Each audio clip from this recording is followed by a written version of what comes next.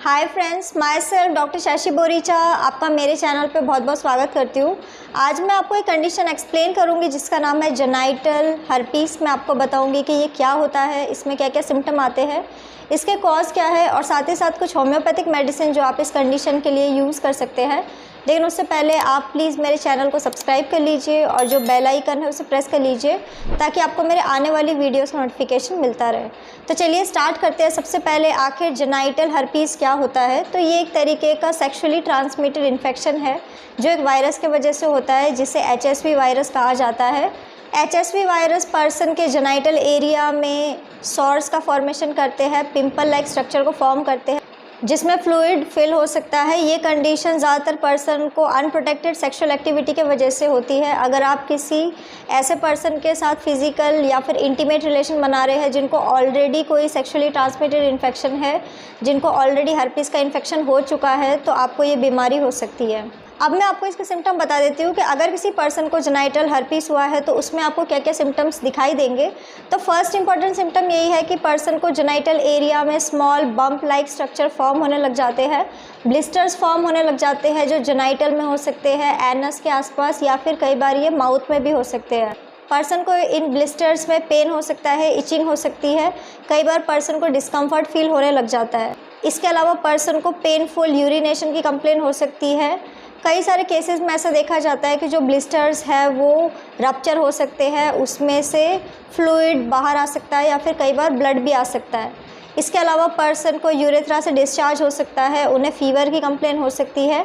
अगर किसी फीमेल को जेनाइटल हर्पीस हुआ है तो उनको वेजाइनल डिस्चार्ज भी हो सकता है। जब किसी पर्सन को जेनाइटल हर्पीस का आउटब्रेक होता है, जब उनको सॉर फॉर्मेशन होने लग जाते हैं स्किन में, तो इसके अलावा उन्हें और भी कई सारे सिम्टम आ सकते हैं, जैसे कि पर्सन को फीवर हो सकता है, उन्हें हेडेक या फिर बॉडी एक की कंप्लेन हो सकती है, उनको ग्रॉइन एरिया में लिम्फ नोड में स्वेलिंग हो सकती है।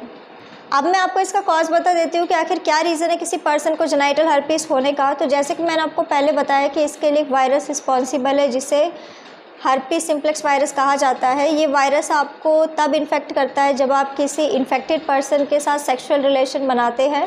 सेक्सुअल रिलेशन किसी भी टाइप का हो सकता है। अगर आप किसी पर्सन के साथ ओरल या फिर एनल या फिर वजाइनल सेक्सुअल एक्टिविटीज़ को परफॉर्म करते हैं तो आपको ये इन्फेक्शन हो सकता है। अब मैं आपको इसका रिस्क फैक्टर बता देती हूँ कि आखिर कौन कौन से लोग सबसे ज़्यादा रिस्क में होते हैं जिन्हें ये इन्फेक्शन हो सकता है। तो ऐसा देखा जाता है कि ये कंडीशन ज़्यादातर यंग पर्सन में होता है, एडल्ट्स में ये कंडीशन ज़्यादा देखी जाती है।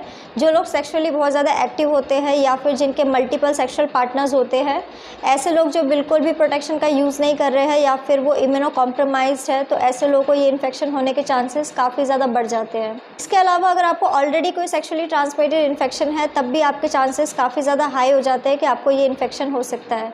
अब मैं आपको कुछ होम्योपैथिक मेडिसिन बता देती हूँ जो आप इस कंडीशन के लिए यूज़ कर सकते हैं। तो मेडिसिन जैसे कि आप रस्टॉक्स 30 मेडिसिन का यूज़ कर सकते हैं, आप मेजेरियम 30 या फिर आप टेलुरियम 30 मेडिसिन का यूज़ कर सकते हैं। ये सारी की सारी मेडिसिन इस कंडीशन के लिए बहुत ही ज़्यादा यूज़फुल मेडिसिन है। आपको 4 ड्रॉप दिन में 2 बार डायरेक्ट अपने टंग के ऊपर इस मेडिसिन को यूज़ करना होगा। सो फ्रेंड्स, ये था जेनाइटल हर्पीस। मैंने आपको बताया कि ये क्या होता है, इसमें क्या क्या सिम्टम आते हैं, इसके कॉज क्या है और साथ ही साथ कुछ होम्योपैथिक मेडिसिन जो आप इस कंडीशन के लिए यूज़ कर सकते हैं। तो अगर आप किसी भी कंडीशन के लिए मुझसे कंसल्ट करना चाहते हैं तो आप मुझे मेरे व्हाट्सअप नंबर पे मैसेज कर सकते हैं, मैं आपको रिप्लाई करूँगी। तो अगर आपको मेरा ये वीडियो यूज़फुल और इन्फॉर्मेटिव लगा हो तो आप प्लीज़ इसको लाइक कर दीजिए और साथ ही साथ आप मेरे चैनल को सब्सक्राइब कर लीजिए और जो बेल आइकन है उसे प्रेस कर लीजिए ताकि आपको मेरे आने वाली वीडियोज़ का नोटिफिकेशन मिलता रहे। तो आज के लिए बस इतना ही। Thank you.